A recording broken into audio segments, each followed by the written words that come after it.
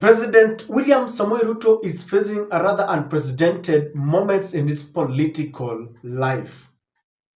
A moment that many feel is the moment of reality, a moment of revelation. You see, before, during, and after elections, William Ruto used an orthodox means to ascend to power. He lied to the nation. He hoodwinked the people that he was campaigning to, and he promised them that he had the answer to all the social, political, and economic problems. But when he ascended to power, he became a shadow of his former self. Now, the very people who loved William Ruto, the people who embraced him during the campaigns, the Gen Zs, are now turning against him. You see, William Ruto has always told us that the election, the last general election, was a moment when Kenyans decided to vote against tribalism. And he has always bragged and chest thumped that it was voted by Kenyans across the political divide. The very people are now rebelling against him. Not only that, immediately William Ruto took oath of office, he pretended to be the new Pan-Africanist, talking against the dollar, being invited even into, going to the length of being invited into the European Union Parliament, giving speeches there. So he wanted to fit into the Pan-Africanist shoes. At the same time, he wanted to please the international community. He was invited to the USA. He received several guests. He received Jill Biden. He received King Charles. He has really received very many guests. And William Ruto was proud that he was fitting into Africa, fitting into the international community, and at the same time, he had pocketed the Kenyan citizens. But right now, the Africans or the Pan-Africanists have rejected him. People like Julius Malema, who had praised him and told off Raila Amolo Odinga, are now saying William Ruto is neither here nor there. William Ruto is a puppet of the West. The youths are rebelling against him. Now, the latest, because William Ruto had presented himself as a person who loved peace, that he wanted to broker peace within Africa, the African nations and its environs. In fact, at some moment, Joe Biden had to single out William Ruto in one of the UN summits, saying that he was happy that William Ruto had led peace mission even in Haiti, and William Ruto was ensuring that there was peace within East Africa and Africa as a whole. We need more voices, more perspectives at the table. The United Nations must continue to preserve peace, prevent conflict, and alleviate human suffering. And we embrace nations stepping up to lead new ways and to seek new breakthroughs on hard issues. For example, on Haiti, the Caribbean community is facilitating a dialogue among Haitian society. I thank President Ruto of Kenya, I thank him for his willingness to serve as the lead nation of a UN-backed security support mission. I call on the Security Council to authorize this mission now. The people of Haiti cannot wait much longer. Now, the president of Congo, Felix Tshisekedi, is saying something that continues to expose William Ruto. Felix Tshisekedi is saying that the peace mission that was led by the former president, Uhuru Kenyatta, is now being sabotaged and mishandled by William Samoei Ruto himself. You know, William Ruto is the president of the nation, and sometimes Uhuru Kenyatta depends on him. There was a time that it was recorded that Uhuru Kenyatta had planned to fly out to Congo, and William Ruto was supposed to be at the center and facilitate that process, because the money does not belong to William Samoei Ruto, but he is the gatekeeper. He keeps that money because that money is given by the people who sponsored that process. When Uhuru gave out his proposal the staff that he was to go with, William Ruto reduced that staff to into, I think it was reduced to an extent that Uhuru was only given two staff members. And Uhuru decided, I think in anger, he decided to stop it. Now, Felix Tshisekedi is saying that this process started nicely by Uhuru Kenyatta. And of course, you saw how Uhuru went to Congo and how they embraced him. But now, one person who is ensuring that this process does not continue is William Samoei Ruto.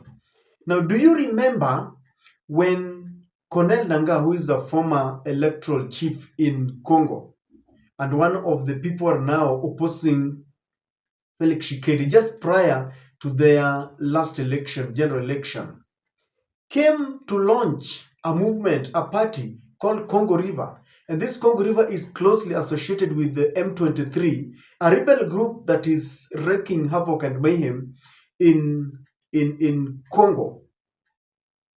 And people were wondering, if William Ruto wants to appear as a neutral arbiter, why would he entertain a rebel group to come and launch a movement that is competing a working government? It is like right now, I don't know whether we have an opposition or not, because ODM is in government, if you ask me. Or let me just say this, that when we are approaching an election, and then maybe in Uganda, Museveni entertains, let's say, Kalonzo Musyoka launching. In fact, Kalonzo Musyoka and Wiper is a party. Let me talk of what they call Mungiki, so that Museveni is entertaining maybe the leader of Mungiki, because they have declared Mungiki as an unwanted group. And so, let's say, for example, Suluhu Hassan or Museveni is entertaining the leader of Mungiki launching a party there, and they're saying that we are going to compete against William Ruto. How would he feel? And this is going to denature William Ruto and dent his face, because William Ruto wanted to appear as someone who loves peace. As we speak today, we have our policemen in Haiti in a bid to broker peace there, in a bid to maintain calm and tranquility. But then how would you be sending policemen? And of course, the policemen went there against the orders of the court. So they are there, but the Kenyan courts are refused. So number one, William Ruto is saying that he wants to broker peace, yet at home, he's not respecting the constitution. But then how would you be having policemen in Haiti to maintain peace when at the same time you're being accused of trying to sabotage a peace process in the neighborhood? That has happened with the Sudan, the northern Sudan, where two rebel groups are fighting after the Arab Spring caught up with them. The Arab Spring started in Tunisia, then I think it was in Hosni Mubarak, that was in Egypt, and then it went all the way up to Sudan. Now, William Ruto has been trying to force himself to be the neutral arbiter. Actually, he was appointed there by Joe Biden. They've been insisting that William Ruto goes there to try and have a meeting with them. But one of the groups has decided that they're pulling out. They're saying that William Ruto has taken sides, and therefore there's no way he can be neutral in the process. So for you to become an arbiter, you remember how Kofi Annan came into our country in 2007 when there was a clash, a political strife between Raila Amolo Odinga and the late President Mwai Kibaki. He was seen to be neutral. But now William Ruto is trying to do the same, yet one camp is accusing him. Even in South Sudan, one of the groups said they don't trust William Ruto. So William Ruto is not trusted. And the reason why I'm saying that this is really denting his image is because at home, he's facing rejection because of bad policies and disrespecting the views of the people when he passed the Finance Bill 2024 by force, against the chagrin of many Kenyans who went and aired their voices during public participation. And the youths decided that we can no longer take it anymore. So he's facing rejection at home. He's facing rejection in the neighboring countries. In fact, just recently, Raila Odinga brokered a peace between William Ruto and Museveni. They were never reading from the same page after being good friends, because when William Ruto was the deputy president, they were together. They were buddies with Museveni.